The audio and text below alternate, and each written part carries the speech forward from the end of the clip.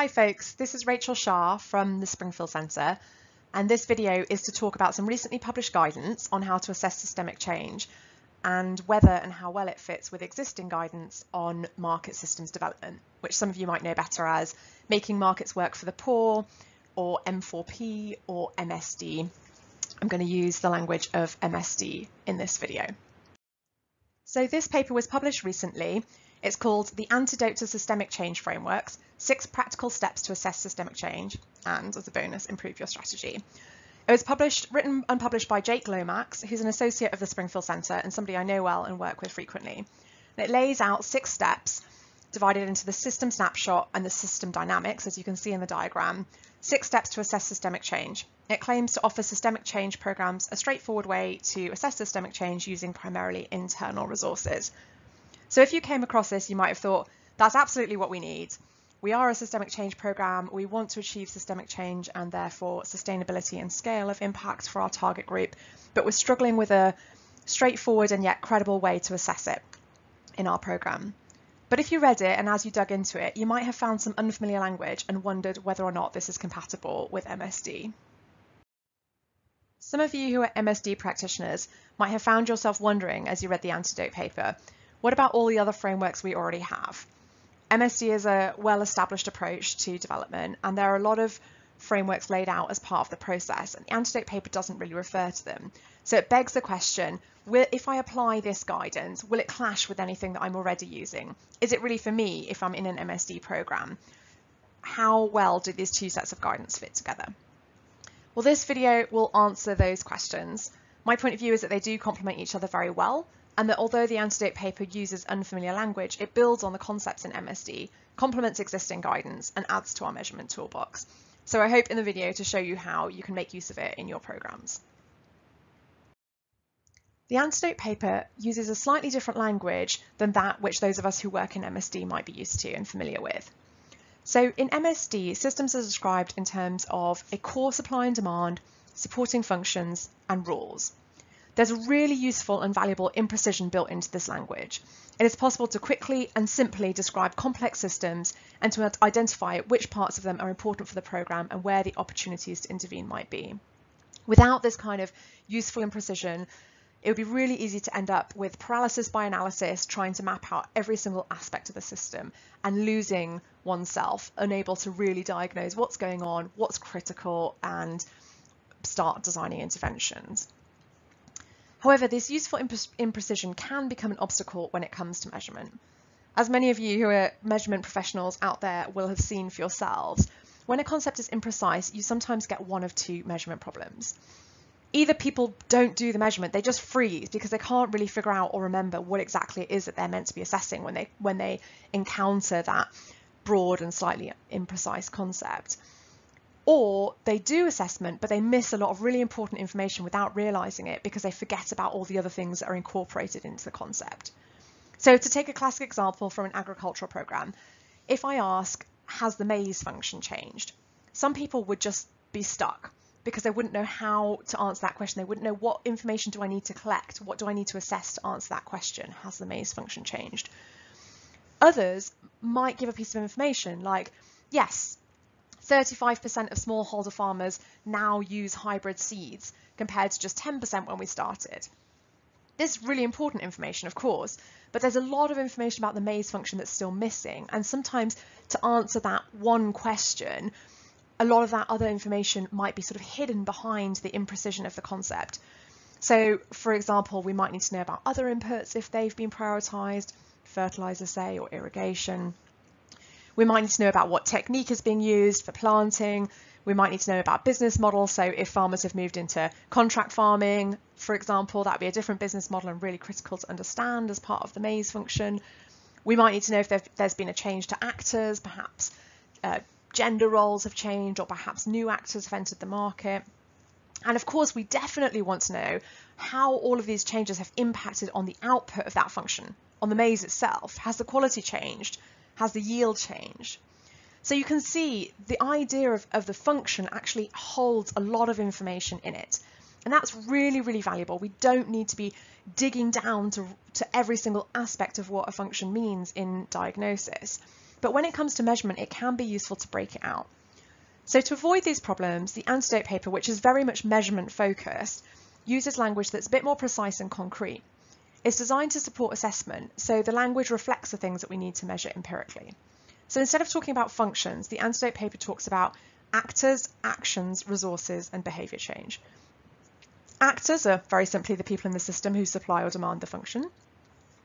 Actions are what they do to supply and demand the functions. So all of the things, that is, sourcing inputs, producing the maize, and then selling it on, are all incorporated into it. Resources is, of course, the stuff that they use to do it, so the inputs that they use to produce the maize, but also the resources that the people who demand use as well. So, for example, finance perhaps to buy maize. And then really, really critically, resources also includes the things that the function actually supplies. So for the infrastructure function, it's going to be infrastructure. For the maize function, it's going to be maize. For the information function, it's going to be information. It's what it's actually providing to the market. And then behaviour change really simply is just a change to any of those things, which is obviously important for intervention to be able to have a kind of catch-all category for anything that changes. So that's the language that the antidote paper uses. And although it might be slightly unfamiliar and might seem even potentially opposed to MSD, it's not at all. It actually fits very neatly with it. It's just taking a more actor and action oriented look at a system because of measurement, because of the importance of assessment, and how it can be really useful to break down some of the concepts that we use in MSD to more precise kind of categories in order to help us with measurement. Okay, so let's look at the 6 steps and how they fit in with the existing MSD guidance. Step 1 in the antidote paper is define what is in your system. And on the to-do list that's associated with this step, we're asked to list the actions, actors, and exchange-based connections in the system. In MSD, we start our programs by looking for a system that has relevance, feasibility, and an opportunity for our identified target group. We then describe the system in which that opportunity lies and identify the important parts of that using a donut. So core, supply and demand, supporting functions, and rules, as we've just discussed. And programs might also at this point use a value chain map to show connections. And then we diagnose using the diagnosis funnel, looking at revalidating which market systems are important to the poor, looking at how is the system not working for the target group, why is the system not working, and then looking at root causes. So these diagnosis activities are part of any MSD program, and they inform what's being asked for here in step 1.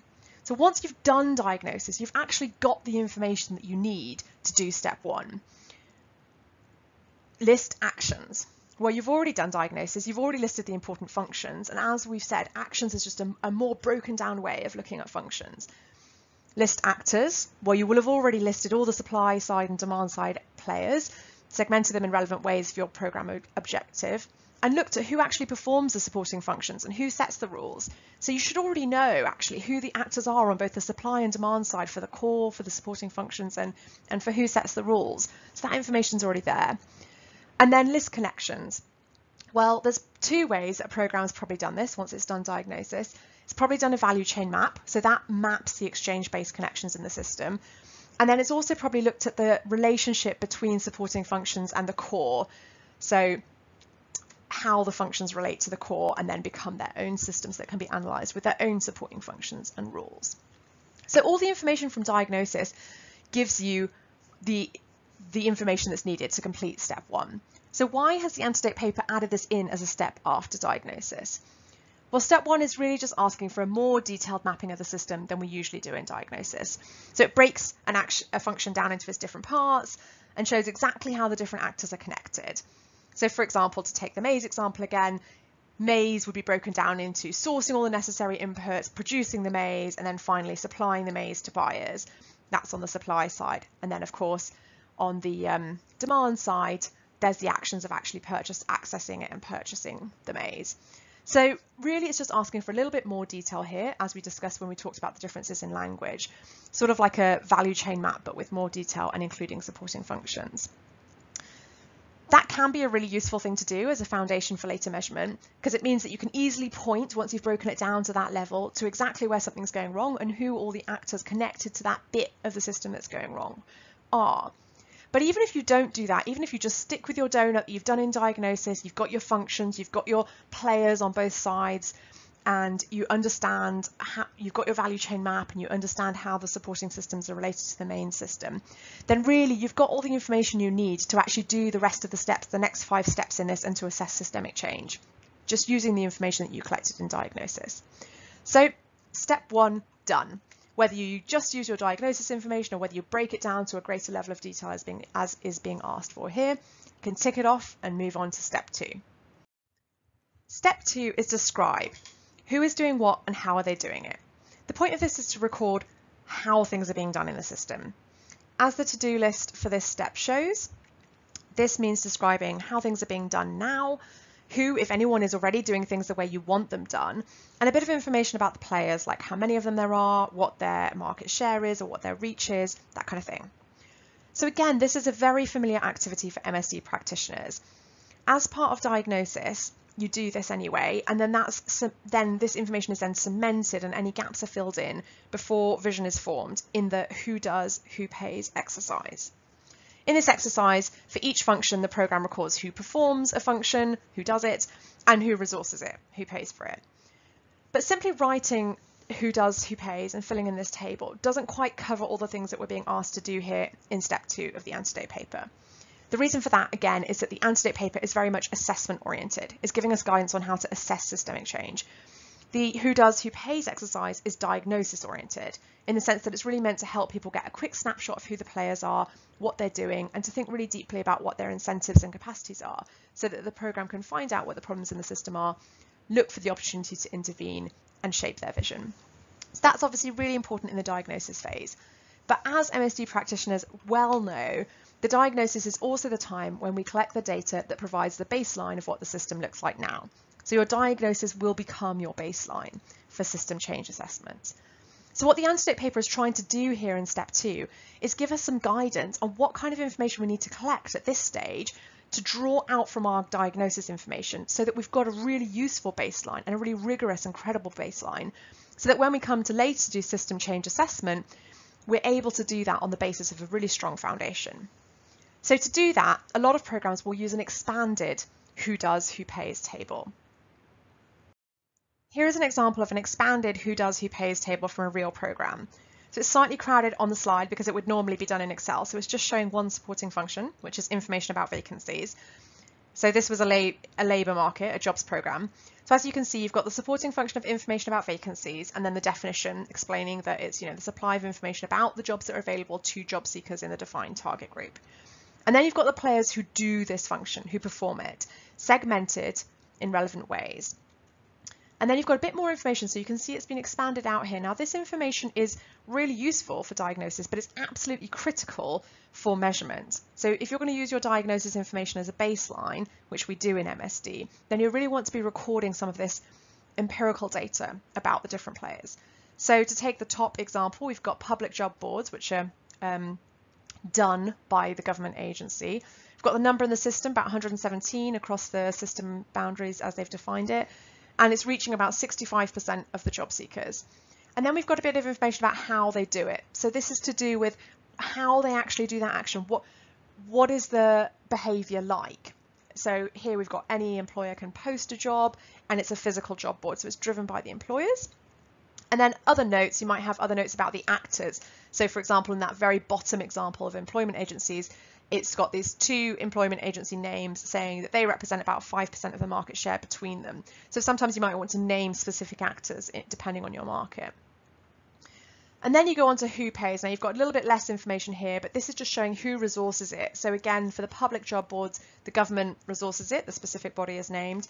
You've got the number in the system, so 1 per district, which is again, that's 1 government body per district. And then how they do it and any other notes that are relevant to that. So for MSD practitioners, this is not asking a lot. Many of you might already be doing it. It's basically just an expanded who does, who pays table where all the information that you're collecting in diagnosis is collated, and if there are any gaps, they're filled in, and then they're there ready for your systemic change assessment. So that's step 2 done. So step 3 is performance. How well are they doing it? The to-do list is again written in language that might not be familiar, but nonetheless, this is something that MSD programs already do. The idea of performance is certainly something that is a big part of our analysis in MSD. So we've already talked about who does, who pays, but there's another column in the who does, who pays exercise that is used for programs to analyze the performance of functions. In diagnosis, we usually just look at each function to say, is it inadequate, mismatched, or absent? But here, because again, there's an assessment focus, we're being asked to go a little deeper. So this is information, again, that you'll be collecting anyway as part of your diagnosis activities, but we want to expand that column to go into recording all of the information that we're later going to use as the baseline for our systemic change assessment. So this looks similar to your who does, who pays table. And in fact, I've actually just cut out the who does, who pays bits in the middle to be able to fit it onto the slide. So it just kind of carries on in that Excel table. And essentially, you've still got your inadequate, mismatched, or absent, but then you've got a bit more detail on the competitiveness and inclusivity, essentially the performance of the function for each of the different segments of players. So to take the example at the top for public job boards, we've got some notes here. So the quality and timing of the supply of information is poor. Adverts are mostly expired. The officials who manage job boards know nothing about the employers or the jobs, so they aren't able to kind of provide any further information to job seekers. So that's the kind of notes, and then you've got empirical data. So this is where you're going to start recording your indicators, some information that will become your indicators later for systemic change assessment, and that here is going to be your baseline. So for example, we've got here the percentage of the target group who access the public job boards, and that's quite high. The number of adverts, well, the percentage actually is of adverts that are live as assessed at the sort of baseline picture. So that's only 40%, that's pretty poor. The cost of access, it's free. So here we're looking at quality, quantity, price, or timing of whatever it is that they're producing. So here they're producing information and supplying that to the market. What's the quality of the information? How much information is there? What's the cost of accessing that? What's the timing? Is it relevant? Are they live? And then you've got a final column, which is inclusivity. Now, this is just to emphasize the inclusivity issue. So, for example, there might be something specific that you want to highlight there, like perhaps if it's in a context where women aren't as mobile and they're not able to get to the places where these public job boards are, then you might want to put notes on that in the inclusivity column. Okay, so now you've done steps 1 to 3 and you've got your baseline data. So what the antidote paper reminds us of is that we need to regularly repeat these system snapshots. In other words, we need to repeat steps 1 to 3 at regular intervals. So how often should we do this? Well, for most programs, annually is about right. And what this just means that we do is that we take a step back and look at how the system as a whole is changing. So you've got your who does, who pays, and performance data for your baseline picture, let's say in January 2018. And then in January 2019, you want to take a system snapshot again. Who's doing now? Who's paying now? What's the performance now? And then again, in January 2020, you want to take another system snapshot. What does the system look like now? Who are the actors? How are they doing things? How many of them are there? What's their market share? All that information that's in those detailed columns in the expanded who does, who pays and performance tables will show you how things are changing, especially when you compare them from one to the other, how things are changing over time. Now, this is a really, really valuable aspect of assessing system change. Often in programs, we tend to just look at interventions and how an intervention is changing the system and how sustainable that is and how much it's reached scale. And that's really important. But it's also important to take a step back and just look at the system as a whole and say, how were things working? And then how are they working now? And as you compare those system snapshots, you get a different angle, you get a helicopter view on the system as a whole and how things have changed. This is important because interventions might interact in different ways, they might work together and complement one another, and you don't necessarily get that whole system view from an intervention lens. But when you take this helicopter view, or as the antidote paper calls it, a system snapshot, then you get that whole system view of how things are changing. A really important and valuable aspect of assessing systemic change. Step 4 is define who needs to do what differently. This just means articulating what kind of behavior changes you want to see for each player in the system, and then being clear about how they're connected, which most programs do by putting them into a results chain that shows the links between them. It's important in making the results chain to think about sustainability and what will need to be done on an ongoing basis in order to secure sustainability. There's no disagreement at all here between the antidote guidance and existing MSD guidance. In MSD, we do this by moving from who does, who pays to vision, who will do, who will pay, based on our diagnosis information and our understanding of incentives and capacities. Once we've done that and got a vision for who will do and who will pay for the core function and each of our supporting functions, and relevant rules. We then come up with a strategic framework that shows how all our interventions might work together to change the systems that we're targeting as a whole.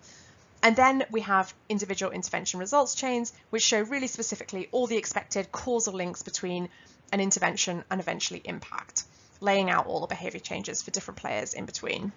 So this is all really standard MSD practice, and once you've done all of that, you've covered step 4. Step 5 is describe. What is stopping them and how will this be overcome? This is basically an analysis of incentives and capacities. There are 2 parts to step 5. The first part is the analysis of incentives and capacities that you do before the intervention, and the second part is a check and revision that you do while the intervention is ongoing.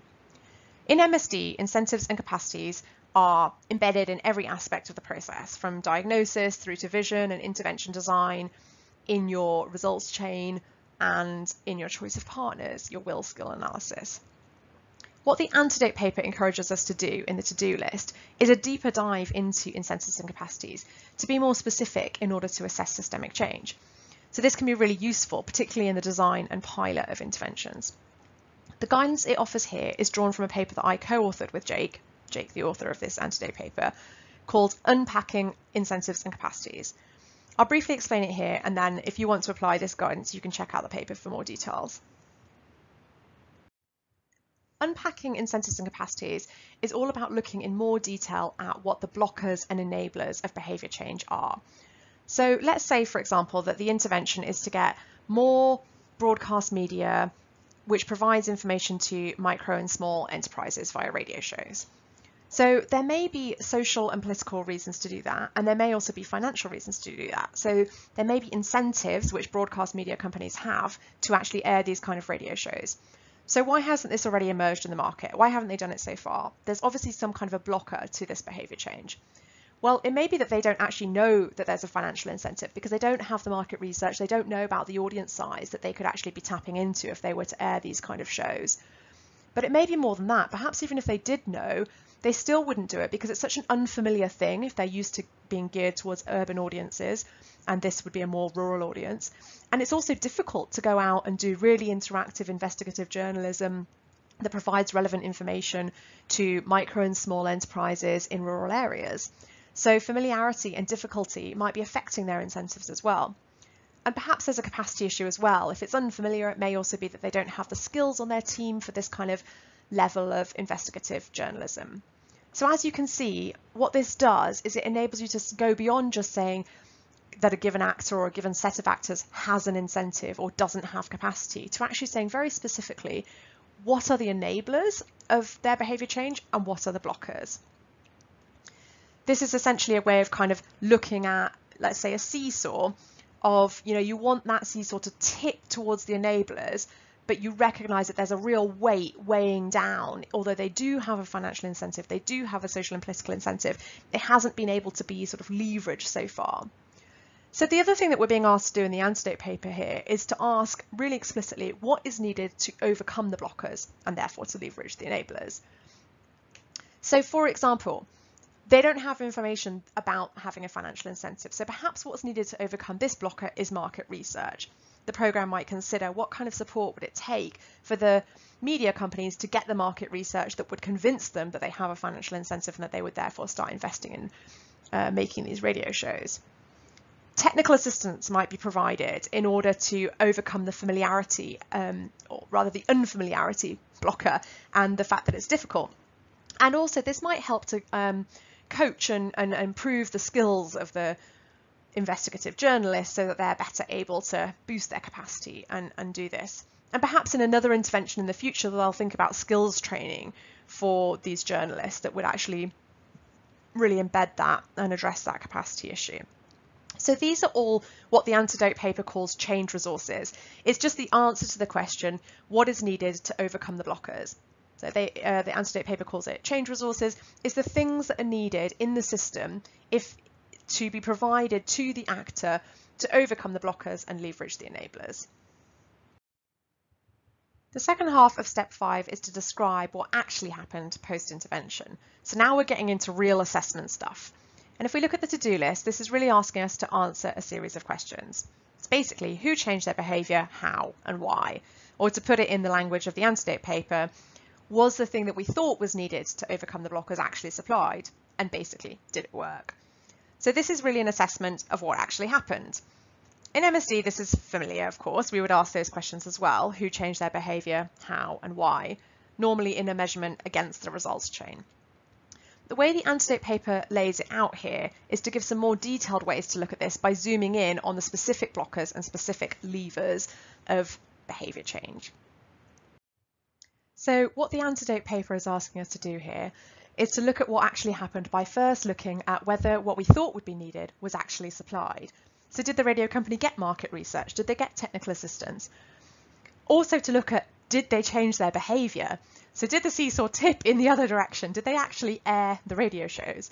And then why? Trying to really understand their actual incentives and their actual capacity and what drove that behaviour change and whether it really aligned with what you thought it would happen. Why is this a valuable way of doing it, this more detailed and structured way of looking at what actually happened? Well, of course, for intervention design, it can be really valuable to zoom in on exactly what's working and what isn't. And so this can really help you with your strategy. But from an assessing systemic change point of view, it helps a lot with thinking about attribution. Because when you've got this level of detailed understanding of not just that people change their behaviour, but why they change their behaviour. And when you can say, you know, we thought that if this was supplied, it would make a difference to behaviour change. If market research, if technical assistance was supplied, it would make a difference to behaviour change. And it did. And we've got evidence that not only they changed their behaviour, but why they changed their behaviour. It can really help to build a strong contribution story for the programme's contribution to systemic change. So the sixth and final step is endurance. Will the changes last? Of course, for MSD practitioners, this is very familiar because sustainability is central to market systems development. In MSD, we tend to do this by looking at the behaviour changes that were introduced and then asking whether they will last. There are various frameworks, and a very common and familiar one is adapt, adopt, expand, respond, AAER. So what this looks at is, will the behaviour change that was introduced, such as producing radio shows for micro and small enterprises, be adopted with programme support, be adapted independently by the media companies themselves, expand to reach scale in the system so that there's loads of different radio shows coming out and competing with each other and creating a thriving environment. And then will the system respond and actually embed this change in the system itself? The antidote paper takes a slightly different approach, although it's trying to achieve exactly the same thing. There's a bit more of a detailed to-do list here, but to sum up, it's asking, will the change resources last? Now that's unfamiliar language again, but let me explain quickly how this is different, because it's not very different, even though it's expressed in a bit of an unfamiliar way. When the antidote paper asks, will the change resources last, it's really asking, will the thing that caused the behaviour changes last? So if I map out the example that we've been talking about in zoomed in level of detail, the behaviour change is radio programmes about rural enterprise are aired. This is the market system change that the intervention is intending to facilitate across the system. And so the development programme has done their analysis of incentives and capacities and come up with the enablers and blockers of that behaviour change. And they've dug down to the root cause and said that, okay, the reason this hasn't emerged in the market already is because of a lack of market research and a lack of technical assistance that's being supplied to these media companies, and that would actually overcome those blockers and leverage those incentives. So we want to know whether this is going to be sustainable. Perhaps the programme has partnered with some media companies or with some radio shows and actually provided that market research and technical assistance to them as part of their support. But how do they know that the programme about rural enterprise is going to go on being aired, not just with their partners, but with other radio programmes in the system as well? Well, in MSD, one of the ways of looking at sustainability would be to use the AAER framework. So you would actually look at the behaviour change itself, the programme about rural enterprise being aired, and say, has it been adopted? Has it been adapted? And then has it expanded beyond the pilot to other players in the system? And has the system responded? In the antidote paper, we're being asked to do something a little bit different, which is to look at the thing that drove that behaviour change and see whether it will last. So the market research, is it going to be derailed in any way? Is the behaviour change going to be derailed by something happening to the market research? For example, it becoming dated, or the people who are really driving this change in the radio show departing to another role. So this is just looking at the thing that drove the behaviour change and saying, will that in any way be become dated or depart or be depleted, destroyed, deteriorate, degrade, or become deficient over time, and therefore it will stop being put into that chain, and therefore the behaviour change itself won't last. So these are both just different ways of analysing sustainability. They're both valid. They're different ways of looking at the same thing. And if you want to get really technical about it, they're actually related. Because, of course, if the media company adapts and starts investing in market research, then that will stop the market research from getting dated. Or if the system responds and consultants start offering market research as a service to media companies, then that too could stop the market research getting dated, because it would always be offered up to date and fresh. One of the key things is, if you think that you've sort of provided a one-off support, to ask really whether that one-off resource, market research or information or technical assistance, will derail the sustainability of the behaviour change over time.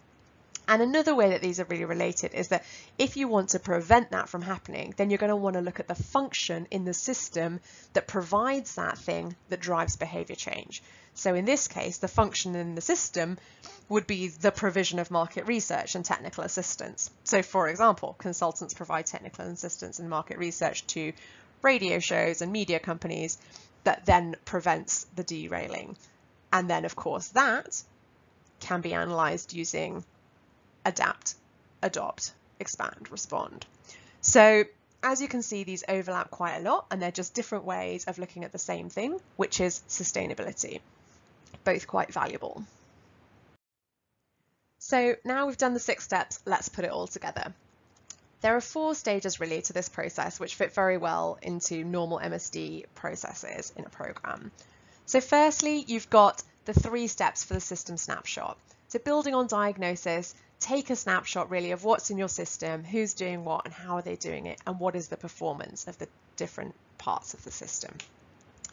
Then you've got your system strategy and intervention plans. So looking at what are the desired behaviour changes and what are the incentives and capacities, and what do we think will overcome any blockers. And then the real assessment starts. So this is regular intervention assessments. Who's actually changed their behaviour, why, and will it last? Sustainability is such an important part of any systemic change assessment. And then you go back to the first 3 steps and do another system snapshot. So you should take regular system snapshots, annually is good for many programs, and ask those same questions again of what's in your system, who's doing what, how are they doing it, and what is the performance. And of course, it wouldn't be MSD if it wasn't iterative. So the first system snapshot provides the baseline for these regular system snapshots, and these regular system snapshots, which tell you about how the system is changing, provide information for your system strategy and intervention planning. So there you have it, putting it all together in the context of an MSD program. So in conclusion, I think this is a valuable addition to the measurement toolbox for MSD practitioners. It gives us useful guidance on how to more clearly and explicitly define and assess systemic change. It builds on, complements and enhances existing guidance. I don't think it's in conflict with it at all, but it does give us a different language to facilitate assessment and measurement of systemic change, which is something that MSD programs often stumble on. So I think it's really helpful for that. What I think is one of the biggest things that it adds is really detailed guidance on what information we need specifically to be collecting for assessment purposes for systemic change. So it actually lists out in quite a lot of detail what kind of information to collect, and that can help us build those expanded who does, who pays tables and expanded performance tables and put indicators against it, and then use that for reporting purposes as well as for shaping strategy. So that's really valuable. And it suggests some new tools for doing more granular analyses of incentives and capacities and of sustainability. And again, that can actually provide a bit of depth and a bit more specificity to measurement and assessment of systemic change. So is the antidote paper for MSD practitioners? I would say yes. I hope this video has been helpful for you and that it enables you to put this new guidance into practice in your programs. I would love to hear from you if you've got any questions or thoughts or comments.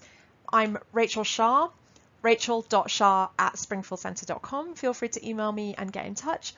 Otherwise, all the best for measuring systemic change.